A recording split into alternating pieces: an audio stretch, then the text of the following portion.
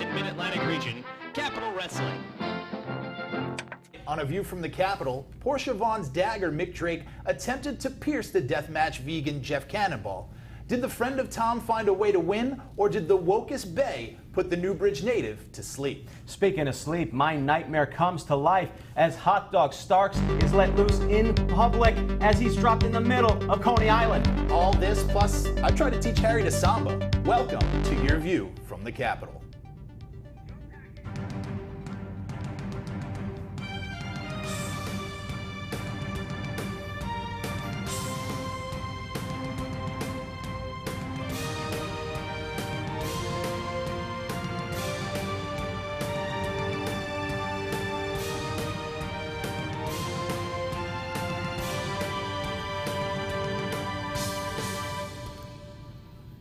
Welcome, folks, to the brand new View from the Capitol, live from the Be Terrific studios. I'm Stephen James, alongside my trusty steed, Mr. Entertainment himself, Harry Terjanian. Harry, it's a great day to be a citizen of the Capitol, is it not? Oh, absolutely, Stephen. As we gear up for this Saturday's big Torneo de Nada event in Hoboken, there is nothing that can ruin my mood on show week. Provided, of course, I stay away from social media, the TV news, and comments in, well, any place. With the Capitol heating up this Saturday, Torneo de Nada, the action didn't stop this week as Portia Vaughn's dagger, the wokest Bay himself, can't believe I just had to say that, Mick Drake took on the last of a dying breed Jeff Cannonball in a hard-hitting contest which saw both men pulling no punches.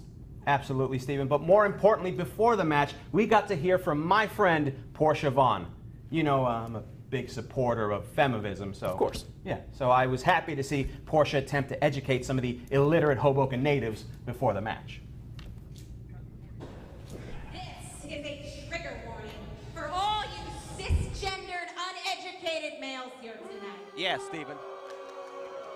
It's a trigger warning. I am the hashtag feminist. That's feminist activist Portia Vaughn. Now, I know when you hear feminist, you think of great icons like Gloria Steinem, Lena Dunham, and Hillary Rodham Clinton. But I am here to show you the new faces of feminism. First, a modern-day Athena, someone who conquered Athens to become your Capital Wrestling Women's Champion and the answer to your prayers, Ariella Nix. And second, the wokest Bay of Capital Wrestling and the dagger who slashes through the patriarchy, Mick Drake. Wokest Bay? What does that mean? Right. He's woke, Stephen. Jeff is a lot like the rest of you. Uncivilized Neanderthals who resort to violence and rage as your only means of figuring out a solution. Well, she does know As Jeff opposed Cannonball. to the evolved gentleman you see before you, who is not only stronger mentally, he's stronger physically, and most importantly, he is stronger emotionally, because he knows to place his faith in the superior gender, which will bring him to victory. The crowd here in Hoboken not appreciating the sentiments here. Know that we have to go high when you go low, but sometimes we know we have to sink to your level in order to keep you beneath us where you belong. How wonderful, wasn't that great? How wonderful to see feminism spreading all over, even in a dump like Hoboken. I still don't know what wokest Bay means, but either way, Mick Drake took on Jeff Cannonball in a battle. Let's just take a look.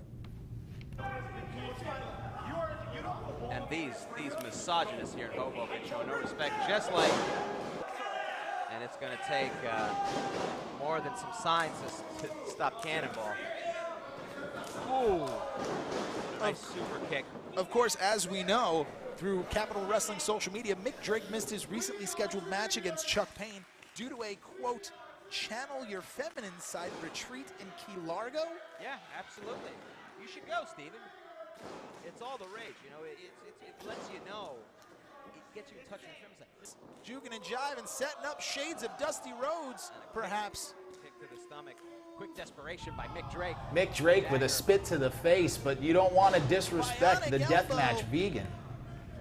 Shades of the Dream, cover one. Going for the cover, two, and it doesn't two happen. count only. Not enough for Jeff Cannonball to try to get this win. I mean, Jeff Cannonball, a great athlete, but nowhere in the shape of Mick Drake. And send him up for the big splash, coming in. And this could have been it. Ooh, look at the quality of that elbow. Jeff Cannonball, of course, looking to get on the board And this in is where 2018. Cannonball had it all together until, Portia Vaughn trying to spread a little bit of feminism. How dare you? That is Why does she need to get involved in this? Well, why does There's he no have his reason. hands on a woman like that? That's the real If you question. want to get involved in some way, And going for the Ringside cannonball, outside place. oh, Jeff Cannonball and going for a unfortunately, cannonball splash in the corner. just one mistake too many for Jeff Cannonball. I think ultimately you can see here that's what's going to cost him this match here. Look at that belly-to-back suplex. German suplex there. Harry, get it together. I'm sorry, I mean, look at that. And it's all right there. Fundamental.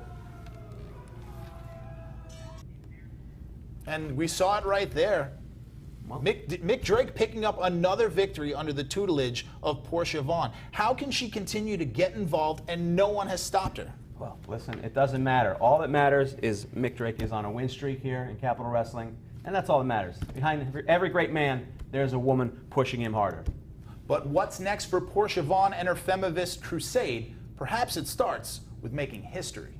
For once, Stephen, you are right. History will be made as the answer to our prayers, and Capital Wrestling's women's champion, Ariella Nix, will defend her title for the first time ever against Corinne Mink. Will it be a championship debut for Mink, or will Ariella Nix continue her historic reign?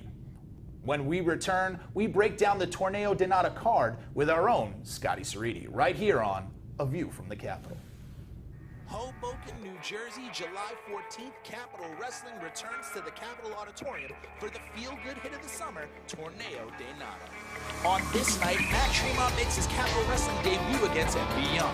History shall be made as the newly christened Capital Wrestling Women's Championship will be defended when the champ, Ariella Nix, takes on Corinne Mink. The first ever Torneo de Nada takes place with the winner of this tournament receiving a shot at the Sapphire television title.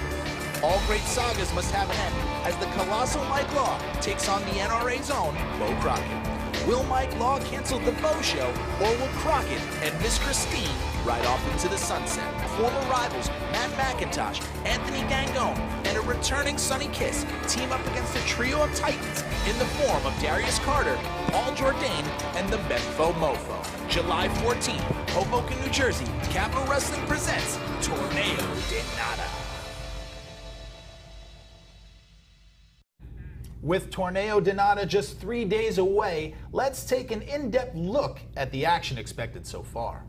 And who better to break down the card than a man who has one of the closest views of the action, our very own ring announcer, Supreme himself, Mr. Scotty Sariti. Welcome, Scotty. Thank you for joining us. Thank you guys for having me. Very excited to be here. Welcome, absolutely. Let's start with the namesake of Saturday's event, Torneo de Nada, the tournament, which will determine the #1 contender for the Memphis Mofos Sapphire Television Championship.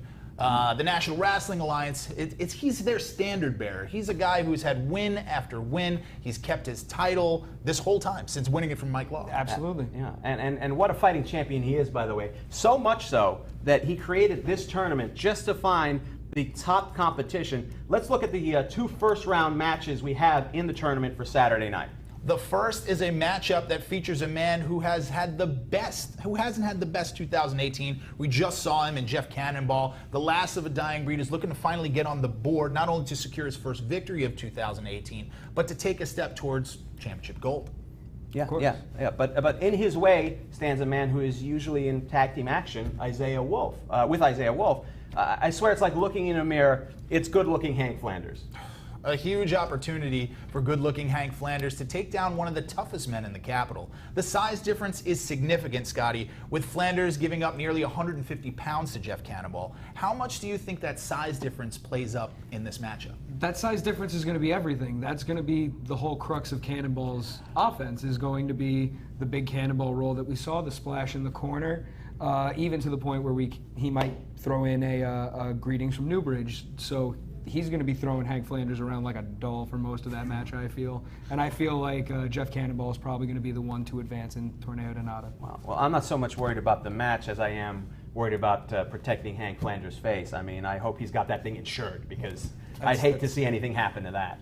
That's fair. Our second opening round matchup sees the unpredictable Jay George bring his unorthodox style to Torneo de Nada when he goes one-on-one with a returning Timmy Danger. Well, Stephen, please, some decorum. I mean, you are talking about the supreme truth, Timmy Danger, and he has been away spreading the message of the Danger Sanctuary to all the less fortunate places around the world, and obviously he felt that Hoboken he could skip because it's a lost cause. So Jay George and his unusual offense is something that perhaps can throw Timmy Danger off his game.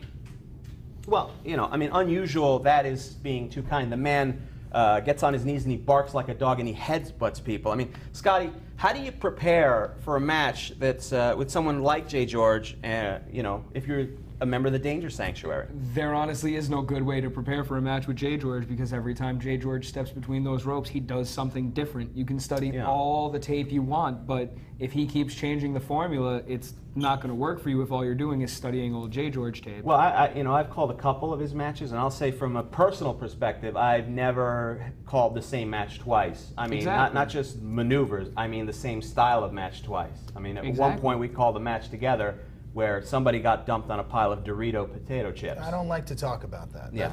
I'm still scarred. It's a hard one. Those people Those were have Southwest families. flavors. Yeah, those spices, they do tend to burn. But how important is conserving your energy in a match when you know that you have still another match to go in this tournament? How important is that? It's definitely the most important thing, especially when you consider other tournaments that have happened. This is a smaller scale, of course, but still important for the Sapphire TV title. Of course. However, say Hank Flanders does pull out the victory and defeat Jeff Cannonball, well, how's he going to keep himself in tip-top shape to take on either Jay George or Timmy Danger? It's going to be really difficult to keep your energy up after that. Yeah. So, well, here's a question I have. I already know the answer to it, but do you think there's even a remote possibility that any of these four competitors could end up taking this title away from the Memfo Mofo? anything is possible.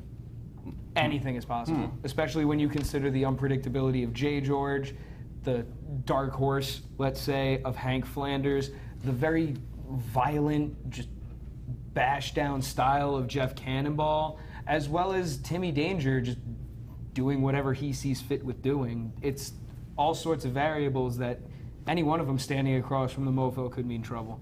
Let's move on from the Torneo de Nada tournament on to a match that, let's face it, is a message, is a statement from co-founder Marcus Dowling to the AOC. Yeah, I mean, absolutely. This time Marcus Dowling, in my opinion, he's gone way too far. I mean, to bring in a former CZW champion and deathmatch expert, the bulldozer, Matt Tremont, I mean, that's akin to manslaughter here. I mean, what is he doing? And also to bar the AOC from ringside? I mean, come on, what is this, North Korea?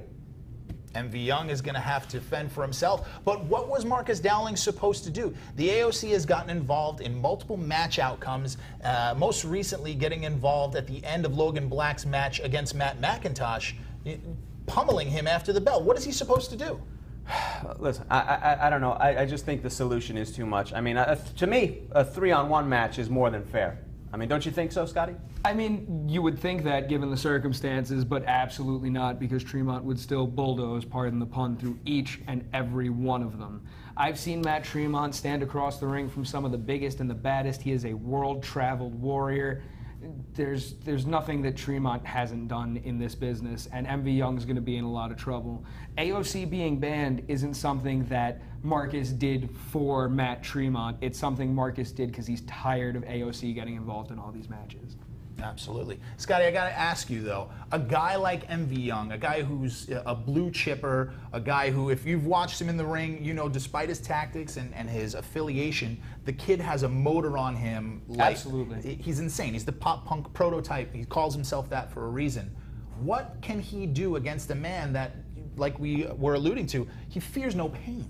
He's got to rely on his usual offense. He's got to rely on those knees. He's got to rely on the suplexes. If he can get Tremont up and over just once, I feel like that's going to be the turning point that MV Young needs to win this match. Well, that's a big if, though. Let's be honest. I mean, Absolutely. That's a tough task. But what about the AOC not being at ringside? I mean, I'm worried for my safety as an announcer. Personally, this thing could devolve into who knows what the You'll heck. be fine. It's not Juba. Is he here? He's not here. Don't Okay. worry. Don't relax. joke like that, because that is not. As I said before, the AOC being away has nothing to do with us or the match that's happening. It all has to do with Marcus Dowling making a point to say, you guys did wrong and it's your turn to pay the price. He benched him. That's all. Debut match in the Capitol aside, Matt Tremont is a world-tested and battle-tested competitor, while MV Young is comparatively less experienced. My question is, how much does that experience play into it? What sort of advantage, experience-wise, do you think Matt Tremont has over MV Young? Well, let's not say that MV Young's a slouch of any sort. You know, he's traveled the world in his young age as well. He's been all over. But Tremont is somebody who's been in there with some of the most violent people in the world, not just in this business, in the world, and he's been able to hold his own.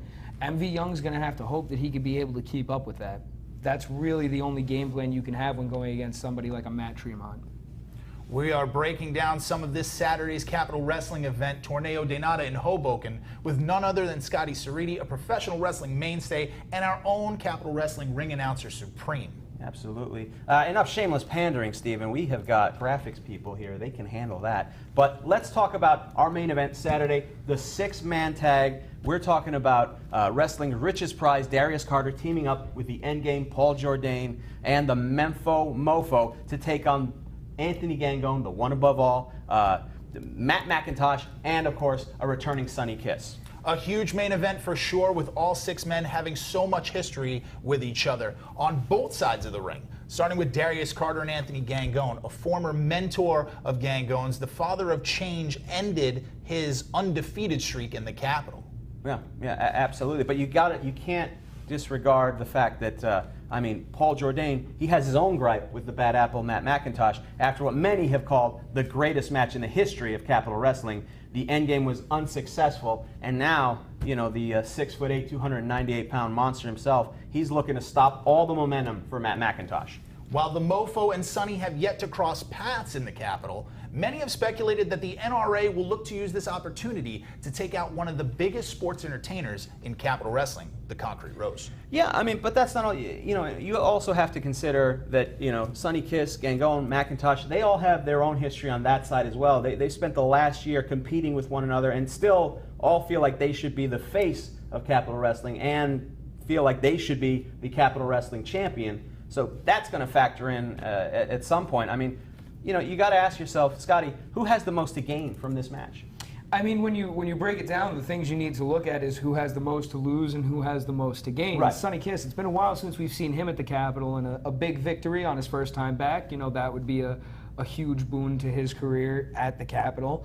As well, Memphis Mofo also has a title already. He already has the Sapphire title, and that title isn't on the line, nor is that title being defended at all. So what does he have to lose from this other than a notch in the L column, if you will? Well, speaking of Sonny Kiss, do you think that any of his partners or any of the people in the Capitol locker room, for that matter, have a little bit of resentment towards Sonny Kiss? He's been having a lot of success going to different places. He just recently appeared on Lucha Underground. There's rumors as to where else he's going to sign. He's been doing a lot of great stuff, and disappears from the Capitol for a while, shows up, he's instantly back in the main event. Do you think there's some resentment from other people in the locker room towards him, even his partners?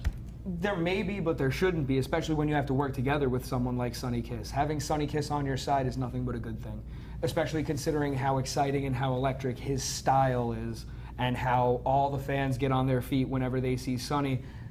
That's enough to push someone into a main event picture regardless of who's teaming with him. of course, regardless of which team comes out on top, this matchup must have implications regarding Ken Dixon's Capital Wrestling Championship. Do you agree? Do you think that that's the natural next step? Whichever team wins this is firmly in place? 100%. I feel like whoever comes out of this as the victor will definitely be going after Ken Dixon sooner rather than later. I'm not 100% sure on when, but if it is Gangone and McIntosh and Sonny, that's definitely going to be something that will need to be addressed amongst the three of them. And if it is the other team, I have a feeling it's going to take a little more time just because of Ken Dixon's stance in the Capitol as well as the other three men in this match. Well, speaking of champions, rather former champions, the Colossal Mike Law is still out to gain some measure of revenge on Bo Crockett of the National Wrestling Alliance for costing him the Sapphire Television Championship. Yeah, but after the last time Law tried to go after Crockett, he found himself on the losing end of a pinfall. Should Mike Law just cut his losses? Or, I mean, at this point, isn't this vendetta more trouble than it's worth? What do you think? This is a risk you have in diving into professional wrestling where you start chasing somebody and you get so angry and you get so enveloped in the chase that it starts affecting your win rate. And Mike Law has never been one to back down from a fight, so I don't see him backing down from this at any time. Anytime. He's going to go after this until either he or Bo Crockett's dead, probably. I mean, well, you also got to know that the Bo Show is anything but a solo performance. The NRA can be in any building at any time, not to mention that chain that Bo Crockett carries, Miss Christine. He can pull out at any time. That's a very fair statement, and it's always the variable when dealing with Bo Crockett or the NRA. Yeah, and not since B.B. King had Lucille has a man used one instrument so successfully as Bo Crockett has. And if Mike Law's obsession gets away from him, he's going to find himself singing the blues again. But you won't be singing the blues if you join us this Saturday, July 14th, for Torneo de Nada. Once again, thanks, Scotty Sariti, for helping us break down this card. Thank you for having me, guys. It's been a joy. More to come from the View from a Capitol. It's coming up. Yeah, I'm ready. Hoboken, New Jersey, July 14th, Capitol Wrestling returns to the Capitol Auditorium for the feel-good hit of the summer, Torneo de Nada. On this night, Matt Tremont makes his Capitol Wrestling debut against MB Young. History shall be made as the newly christened Capitol Wrestling Women's Championship will be defended when the champ, Ariella Nix, takes on Courtney Bank. The first ever Torneo de Nada takes place with the winner of this tournament receiving a shot at the Sapphire Television title. All great sagas must have an end as the Colossal Mike Law takes on the NRA's own Bo Crockett. Will Mike Law cancel the Bo Show, or will Crockett and Miss Christine ride off into the sunset? Former rivals Matt McIntosh, Anthony Gangone, and a returning Sonny Kiss team up against a trio of titans in the form of Darius Carter, Paul Jourdain, and the Benfo Mofo. July 14th, Hoboken, New Jersey, Capitol Wrestling presents Torneo de Nada. And welcome back to A View from the Capitol. And speaking of Torneo de Nada, we're going to be talking right now with a man who's part of the main event, wrestling's richest prize, Mr. Darius Carter. Darius, there you are. Darius, Mr. Carter, thank you. It is a pleasure to have a refined gentleman, a businessman, and just a scholar such as yourself joining us today. Thank you so much for being with us today. I know it's great for you. I know it's wonderful for you. You are welcome. Keep going. Go ahead. First, I just want to say I want to wish you a belated happy birthday. He knows when his birthday is, Stephen. You didn't send a card. I sent two, by the way. I hope you got my 2 birthday cards, sir. You'd have to ask my people. I did not receive your card. You know what? No. Fair enough. You get so many cards when you're at that stature. You don't. The sentiment is there, and I know he understands that. Let's just get to the questions here. You've wrestled all over the world, multiple championships, tremendous accolades, and unrivaled resume. Why Capitol Wrestling, and why now? This was the time to do it. I've been watching Capitol. I've been keeping my eye on the Capitol, and I always said that I was going to be part of the Capitol. It was just a matter of finding the right opening, the right opportunity, and results will show that I did exactly that. I showed up when I needed to. I made the move that I needed to make, and now I'm, look at me, undefeated, leading the triumvirate of terror into a 6-man main event. I've done my job. I've done my job already. You definitely have made a really quick impact here upon your arrival in Capitol Wrestling. I mean, what was the goal coming into the Capitol for you? The goal was to establish myself as the new standard bearer in quick order. And that's exactly what I did. See, I showed up at the end of year 1, and in one night, I became the topic of the Capitol. It wasn't about Sonny Kiss. It wasn't about Matt McIntosh, who had this wonderful, lovely, great wrestling match with all these moves and great things. Wonderful, great. Everyone was cheering, wonderful. But at the end of the day, the last person standing at the end of the anniversary show after 1 year of Capitol Wrestling, who was that person? Who was that person standing there? Darius Carter, wrestling's richest prize, absolutely. You find yourself in another main event, and there are absolutely people in the Capitol Wrestling locker room who are, quite frankly, upset by you being in the spotlight so quickly. If you have a moment, what would you say to them? I did what they were afraid to do. See, people will sit in the back and watch the TV monitor, and they'll watch the match, and they'll nitpick these matches, and they'll complain and say, "Oh man, that should have been me." And why am I not the one getting the opportunity? Why does Sonny Kiss get all the opportunity? Why does McIntosh get the opportunity? Why does Paul Jourdain get the opportunity? Why does Memphis Mofo have a championship? This is what people do. They complain, they whine, they agonize themselves. Me, I take action. I see something I don't like, and I make sure that I convert it into something that I like. And that's what I did. That's what I did. I took advantage of an opportunity that presented itself. I wasn't the one who shook hands with Matt McIntosh and stood in the ring by myself after the end of the match. That wasn't me. That was Sonny. That was arrogance. That was an inability to step away from the spotlight. When it's time, your match was over, go to the back. But Sonny wanted to stay out, and Sonny wanted to shake hands, and Sonny wanted to revel in the crowd and the cheers. And that is what caused Sonny. If Sonny wasn't in that ring, I couldn't have attacked him now, could I? That's a fair point. That is a fair point. But again, speaking of opportunities, you have another one Saturday night. Here's a question for you. What is at stake for this six-man tag? Other than the win, what do you want out of this? No, it's not a no. It's nothing else but the win. And that's what people seem to forget. And I heard Scott mention, being a champion and you have nothing to lose. That is incorrect, because Memphis Mofo is on a team with me. Paul Jourdain is on a team with me. Victory to me is essential. A victory means that you're on the right track, that you're doing the right things. If you lose, if your shoulders are pinned to the mat, if you tap out, you are failing in some capacity. That is for people like Anthony Gangone, who just couldn't learn his place. He couldn't be friends with Darius Carter. He couldn't open the door for me after all I've done for him in the Crusade for Change and his career and all the motivation I've given him.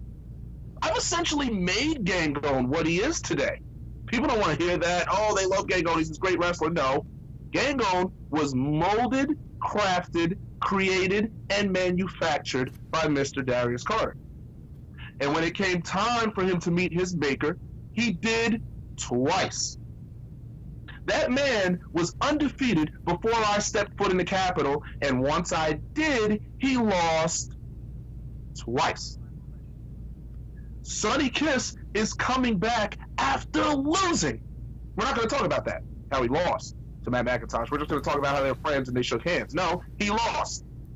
And he's coming back to face the most dangerous man in Capitol, me, with the end game and with the Sapphire champion. And then Matt McIntosh, who's the favorite, and he's another great wrestler. But Matt is not enough. It's the story of his life. He's not enough. He's good, could be great, but he's not. All right. It's as Simple as that. Wow. Well, you talk about being the father of change and having the crusade of change. Is this one of the changes you look to bring to the Capitol, making everyone else better around you to step up to your game? Well, firstly, it's crusade for change. Corrections are very important. They make you better in life, so you're welcome for that. There you go, Stephen. Correct. It was on the prompter. Well, now you know better. He's correcting you. You should be thankful. My goodness. I'm sorry. Please go on. Harry wrote it. You're nodding your head. Why are you nodding your head? Say thank you. Yeah, just say thank you. Why is it so hard? Just say thank you. Thank you, Mr. Carter. There Mr. we go. Carter. See, was that so hard? A little. Not bad. See? Okay. Hey, just go with it. Yeah. All right? Unbelievable. What's that guy next to you? Harry, what's his name? I'm legally required to refer to him as Mr. Entertainment Harry you. Terjanian. Thank you. It's in his rider. Absolutely. I was asking who you are, not Harry. Yeah, Harry. he knows me. He knows class when he sees it. This is Stephen James. You might not know him, but for the beard, he looks like he's in the witness protection program. It's Stephen James, the voice of Capital Wrestling. Okay, Harry, I don't need you telling me what he is. I see him quite clearly. Ugh. Anyway, moving forward. Okay, this Torneo de Nada is about difference. It's about change. You say, what's my mission in Capital? What do you want me to do? It's obvious that I'm looking to be at the top as quickly as possible. I've aligned myself with people such as Logan Easton LaRoe, intelligent businessmen, because this is what Capital needs. So you have people like Jeff Cannonball floating around, Jay Georges. You have these characters that are just drifting in and out, but you need someone that's going to make a difference. You need someone that can take the ball and roll with it. Not Sonny Kiss, who disappears when it comes time to do that. Not Matt McIntosh, who, again, is good, but he's never the first option. And then you have Anthony Gangone, who's been proven insignificant twice. So when you look at the triumvirate of terror, you see the Endgame, and you see Memphis Mofo, and you see me. You see your future. And I won't say anything about Ken Dixon, because Ken is holding a championship that, let's just say, it's very alluring. Let's just say I see what he's wearing. But right now, I'm looking at the entire picture. I'm looking at the tag team division. I'm looking at the untapped potential in teaming with another individual. And I see the fact that I am competing in a third match type. 3 different match types right here. I got it done in a singles match against Gangone, get it done in a tag team match against Mike Law and Gangone, and then get it done in a 6-man tag match. My resume is impervious. Absolutely. In 3 matches. Absolutely. And speaking of 3, when you have 3 big personalities in yourself, Paul Jourdain and Memphis Mofo, how do you determine who takes sort of the leadership role in a match like this? I'm the leader. It's not a determination. What is that? What are you trying to insult me? No. I assumed that was the answer you're going to give, but I want other people to know, because I expected that's the answer the leader gives, is I'm the leader. And I'm not surprised by that answer. Thank you so much for joining us, Mr. Darius Carter, Wrestling's Richest Prize. We look forward to seeing you this Saturday night, July 14th at Torneo de Nada. It's going to be fantastic to be in your presence that night. When we come back, we're going to take a look at one of the finest moments in the history of Capital Wrestling. It's your favorite man, the hot dog man from Hot Dog Land, the man who weighs 1 metric bun. We're going to take a look at Hot Dog Starks.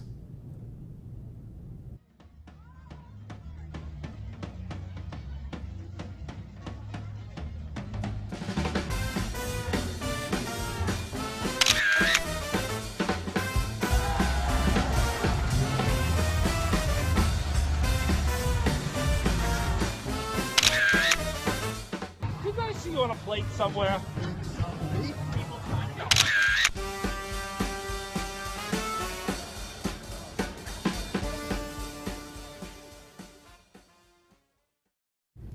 Lots of fun had by the unique Hot Dog Sparks.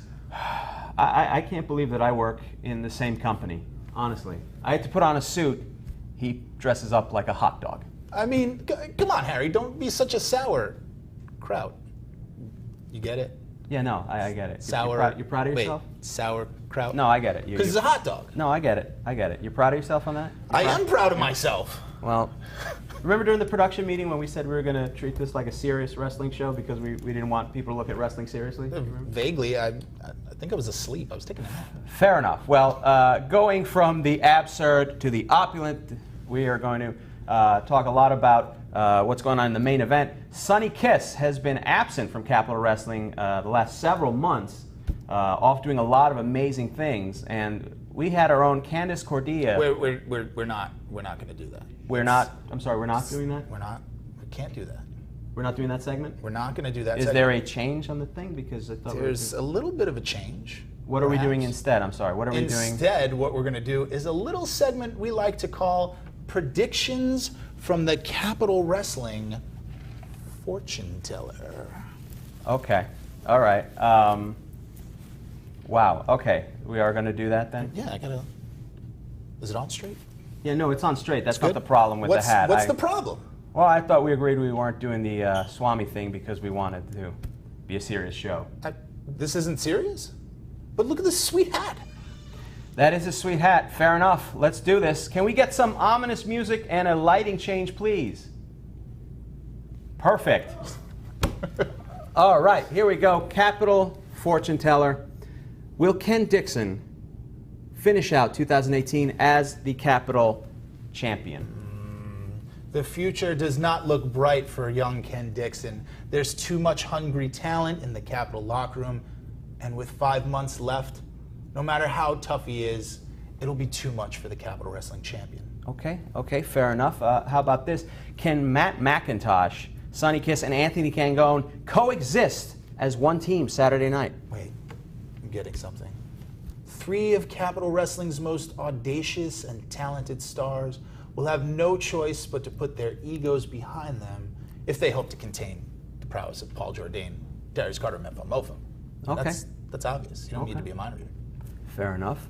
Will we see the heat that the Perfect Strangers keep referring to at Capital Wrestling? He will make his presence felt through the Perfect Strangers as they team up.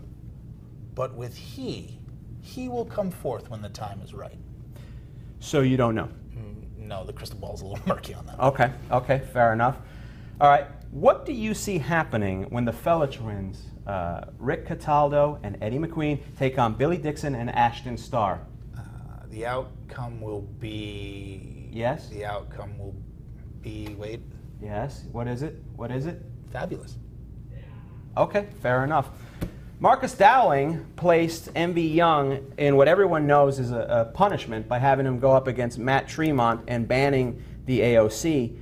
What do you see in MV Young's future this Saturday night? What do you see in his future? I see ice packs. I see bandages. I see hospital beds. Wait, he's in the same hospital as Matthew Ryan Shapiro. I see Matthew Ryan Shapiro. He's getting up. Oh, his hospital gown is open. Okay. Ugh. All right. Ugh. There's no need for that. Some things you just can't unsee. Okay, fair enough. Okay, finally, our last big question of the night. Who will win the Torneo de Nada and find themselves the #1 contender for the Sapphire Television Championship? To find that out, you have to join us this Saturday night in Hoboken, 301 Garden Street, 8 p.m. bell time. All right, nice touch. Fair enough, nice touch. I mean, it is wrestling after all. And what are you going to do? You feel good about that segment? I feel pretty good. Okay, all right, fair enough. Fair enough. Well, if you thought that was off the wall, just take a look at what we have next for this week's Capital Wrestling. Take a look at all the things that are happening Saturday night. If you think this is off the wall, we got a lot going for you. You don't have to be a mind reader to know that it's going to be a fantastic time. Oh, wait a minute. What? I have a prediction. A prediction? A prediction. Do you want the hat? No, I'm not wearing the stupid hat. I'm just not wearing the stupid hat. I look fabulous. I'm sorry. I'm predicting something going down on August. What is the date? August. Is it the 10th? That's right, August 10th, something special that nobody knows about, and we are announcing right here, right now, tonight on the show. Steven, what's going on August 10th? If you're such a mind reader, you tell me. August 10th, we have you You didn't prepare me for this. I don't know. You're We've the got a Swami. special event happening August 10th. We're going to announce it now. We're doing a one-night-only live event, not a Capitol taping. You're not going to be able to see these. This is happening one night only, a special event, the Colossal Confrontation, live from the Capitol Center. We're talking 15 Frank E. Rogers Boulevard, Harrison, New Jersey, Friday night, August 10th. Doors open at 7. Broadcast starts at 8 p.m. And also, we will be doing it live on Twitch. One night only. You're going to miss out on some great action if you don't come out. We're announcing this tonight. Why didn't anybody tell me this? People don't like you, Steven. I don't think you understand. It's probably the stupid hat you're wearing. Stupid hat? Yeah. Look, I'm a professional mind reader, soothsayer, if you will. Yeah? Well, what am I thinking about right now? You're thinking about October, or perhaps July 14th, this Saturday. Yeah. Torneo de Nada comes to you live.